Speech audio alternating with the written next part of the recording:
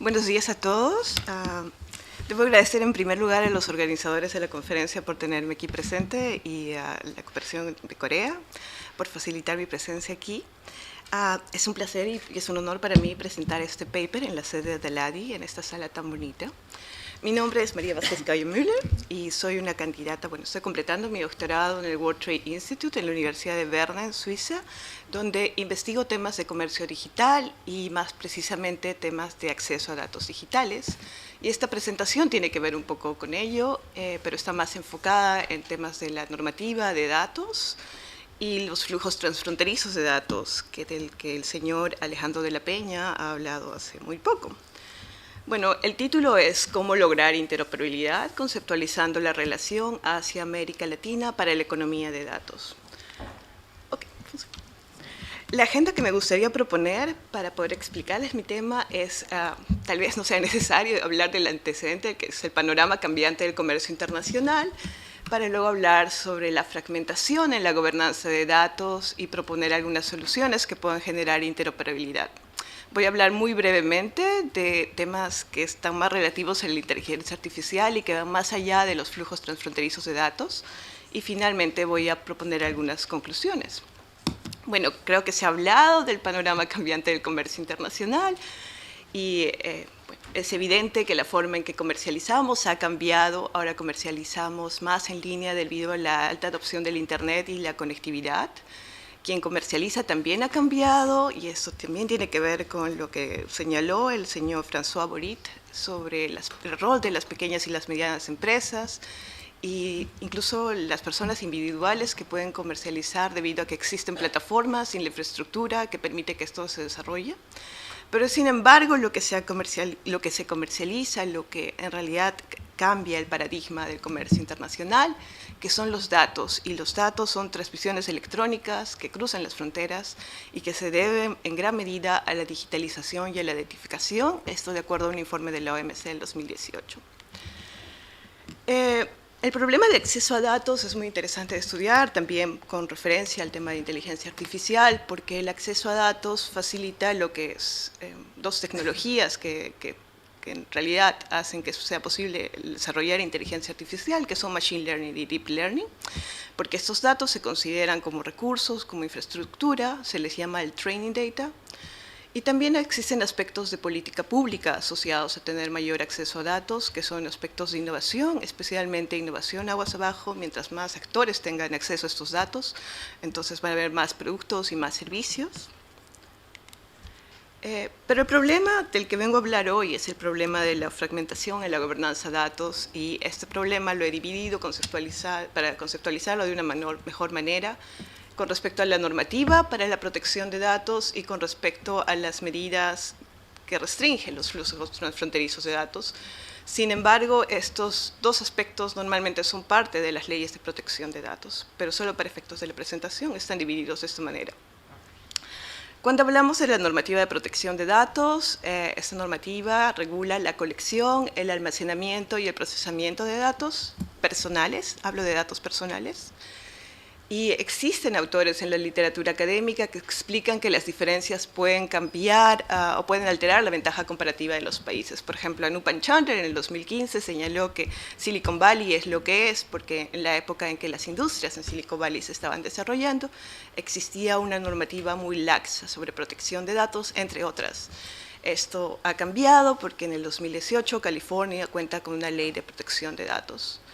Sin embargo, existen también otro cambio de paradigma que uno puede observar, que son las ventajas probables de contar con estándares más altos de protección de datos.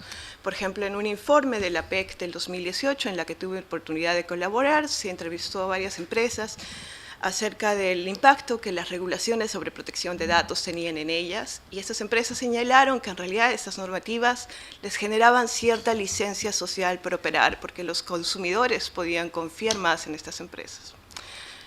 De acuerdo a mi perspectiva, la tendencia es que va a haber más leyes y privacidad en el futuro con estándares más altos de protección. Y en realidad esta no es una tendencia nueva, la tendencia desde 1970 es que vamos a contar con más leyes de privacidad debido al desarrollo tecnológico, pero esas leyes de privacidad han estado bastante influenciadas por la normativa europea. De hecho, las primeras leyes de privacidad ocurrieron en Alemania. Sin embargo, creo que el tema más relevante es el del flujo transfronterizo de datos, que es altamente importante para el comercio, por ejemplo, para las cadenas mundiales de valor, porque existen industrias como la industria financiera que requiere estar disponible al consumidor las 24 horas del día, y estas industrias requieren en su normalidad migrar datos a través de los servidores, y estos servidores pueden estar localizados en cualquier parte del mundo, y se migran datos por razones tecnológicas, por razones de seguridad. Existen, sin embargo, regulaciones que restringen esta migración de datos a otros servidores, y estas restricciones se pueden clasificar muy a nivel macro entre restricciones estrictas y restricciones condicionales. Las restricciones estrictas regulan el almacenamiento, procesamiento y provisión de transferencia de datos. Esto quiere decir que los datos se deben almacenar en los servidores locales, se deben procesar en estos servidores y no deben migrar las fronteras. Es procesamiento de datos onshore. Existen restricciones condicionales, este es el caso de la Unión Europea, en la que se puede migrar datos si es que existen mecanismos similares de protección que el país que esté exportando estos datos. Como mencioné, estos requisitos se encuentran presentes en las leyes de protección de datos, pero también en las leyes de ciberseguridad, y este es el caso de la República Popular China. Y a menudo este problema plantea posiciones conflictivas. Por ejemplo, existen aquellos que señalan de que restringir el flujo de datos es una barrera ilegítima al comercio, y existe aquellos que señalan que no, en realidad es una barrera legítima porque hay objetivos legítimos de política pública detrás de estas medidas. Se menciona muy frecuentemente el derecho de protección de datos personales o privacidad, y también temas de seguridad nacional. Como pueden observar en este gráfico, estas medidas de restricciones de protección de datos se han incrementado a lo largo de los años, y es posible que la tendencia se siga incrementando. ¿Cómo solucionamos el problema? Y habiendo leído este libro de John Palfrey y Urs Gasser hace muchos años atrás, se me ocurrió que en realidad, cuando hablamos de este panorama fragmentado de las relaciones internacionales y del comercio internacional y de las guerras comerciales, lo que necesitamos es generar interoperabilidad. Interoperabilidad es el arte y la ciencia de trabajar juntos. Eso significa que no tenemos que ser iguales, pero que tenemos que encontrar mecanismos para poder trabajar juntos. Y en el tema de tecnologías de la información es la capacidad de transferir y representar datos útiles y otra información a través de sistemas, aplicaciones y componentes. Y Palfrey y Gasser dividen esta interoperabilidad en 4 capas: la capa institucional, la de la interacción humana, los datos y la tecnología. Creo que los siguientes expositores van a hablar más de la capa de tecnología, y yo voy a hablar más de las instituciones. Cuando hablamos de normativa de protección de datos y de restricciones a los flujos de datos, hablamos normalmente de normas y mecanismos regulatorios que impiden este comercio, el comercio de datos. Estamos hablando del nivel institucional, y esta interoperabilidad, sin embargo, se ha facilitado debido a que existen ciertos estándares mínimos internacionales para la protección de la privacidad. Tenemos las directrices de la OECD y también tenemos el marco de privacidad de la PEC. Con respecto a otros mecanismos que pueden influenciar cierta interoperabilidad, tenemos lo que se denomina el efecto Bruselas, que es el término que Anouk Bradford usó hace mucho tiempo para poder describir el impacto de aquellas normativas europeas en terceros países sin que exista un tratado de por medio. Y este efecto se puede sentir en América Latina y el Asia con respecto a la protección de datos. En América Latina existe un gran parecido con la Directiva de Protección de Datos de la Unión Europea de 1995, que en realidad es el antecedente al Reglamento de Protección de Datos de la Unión Europea que entró en vigencia en el 2018, el famoso GDPR. Y existen también países en la región, Argentina, Chile, Colombia y México, por ejemplo, que están revisando sus legislaciones para hacerlas compatibles con el GDPR. Argentina, de hecho, ya cuenta con un acuerdo de adecuación con la Unión Europea, pero sin embargo los estándares se siguen elevando. En Asia el panorama es similar. Japón y Corea tienen niveles similares de protección de datos a los de la Unión Europea y en realidad Japón el año pasado consiguió un acuerdo de adecuación con la Unión Europea, lo que hace que se establezca un tipo de zona de libre comercio de datos entre esas dos regiones. Y de hecho Singapur, Malasia y Tailandia también están revisando sus legislaciones para que cumplan con el GDPR. Pero, ¿qué ocurre con los flujos de datos transfronterizos? Bueno, existen diferentes mecanismos que pueden ayudar a que se desarrolle interoperabilidad. Existe el establecimiento de estándares de manera unilateral y un ejemplo de nuevamente es el GDPR y el efecto Bruselas, porque en esta normativa se establecen ciertos mecanismos con los que se pueden transferir datos. Existe la negociación internacional a través de acuerdos comerciales, que es un tema que entiendo que CEPAL está trabajando bastante. Sebastián compartió conmigo un paper en el que vi que este tema se ha explorado de manera bastante detallada. Y existen también mecanismos de cooperación regulatoria internacional. Yo creo que existen actualmente cierto momento para poder hablar sobre flujos transfronterizos de datos. El G20 de este año también habló del flujo de datos con confianza. Entiendo que el acuerdo de asociación sobre economía digital que se está discutiendo también contiene una cláusula sobre flujo transfronterizo de datos. Y evidentemente existen negociaciones sobre comercio electrónico en la OMC que también están tratando de resolver este problema. Y los acuerdos comerciales en realidad han tratado este problema hace ya mucho atrás. Por ejemplo, el Acuerdo de Asociación Transpacífico reconoce que cada parte podrá tener sus propios requisitos regulatorios sobre la transferencia de información por medios electrónicos, pero que sin embargo nada de lo dispuesto impide que se adopten medidas incompatibles debido a políticas públicas. Esto para mí se queda en un nivel bastante macro, cómo generamos interoperabilidad con este tipo de textos.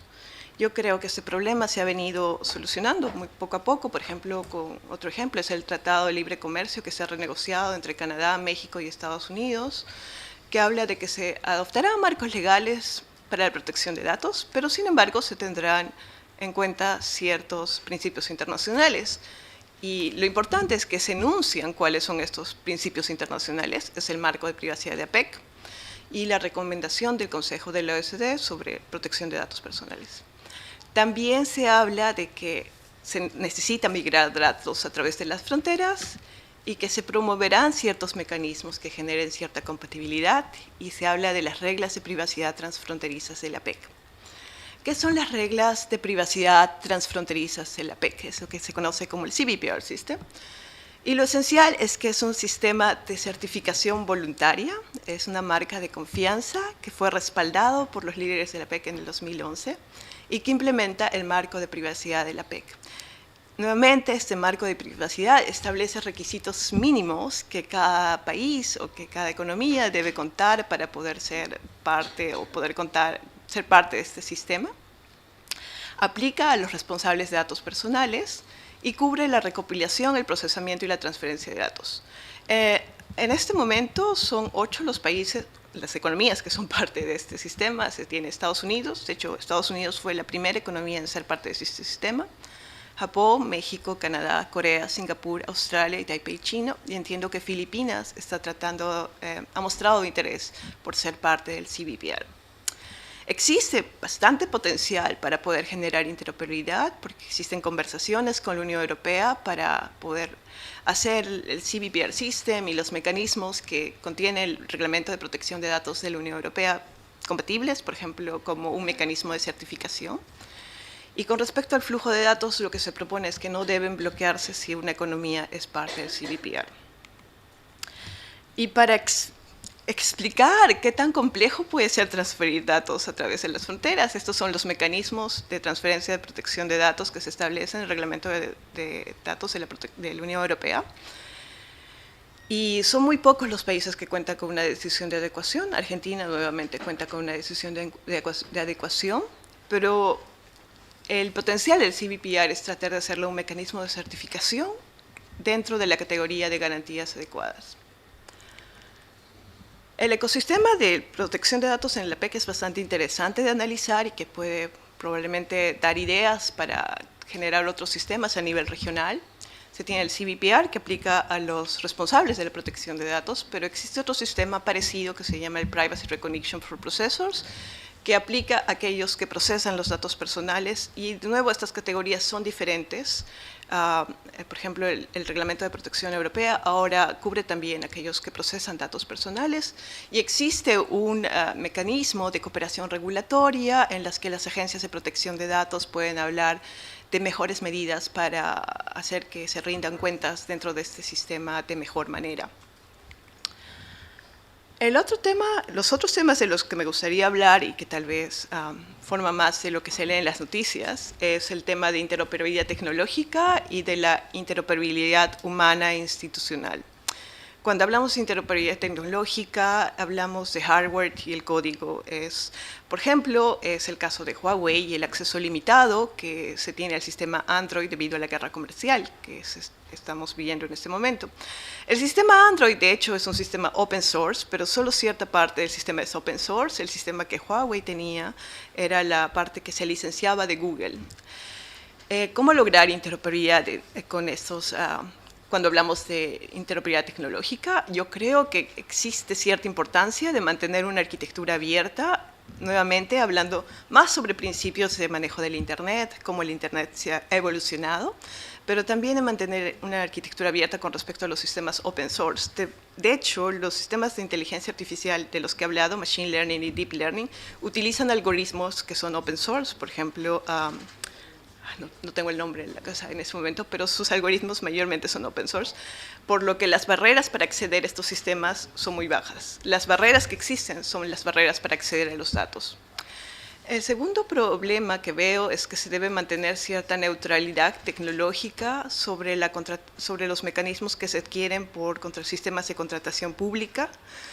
Y esto porque creo que también tiene que ver con la interoperabilidad humana e institucional. Existen, por ejemplo, los sistemas que se llaman Algorithm Decision Making, sistemas automatizados para que se desarrollen ciertas funciones administrativas, por ejemplo, la posición de la policía normalmente puede usar mecanismos de Algorithm Decision Making.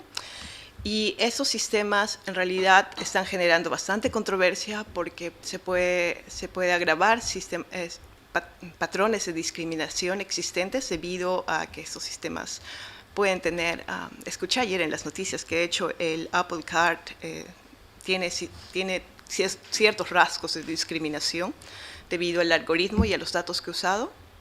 Y es por ello que se han desarrollado marcos éticos emergentes para el desarrollo de la inteligencia artificial.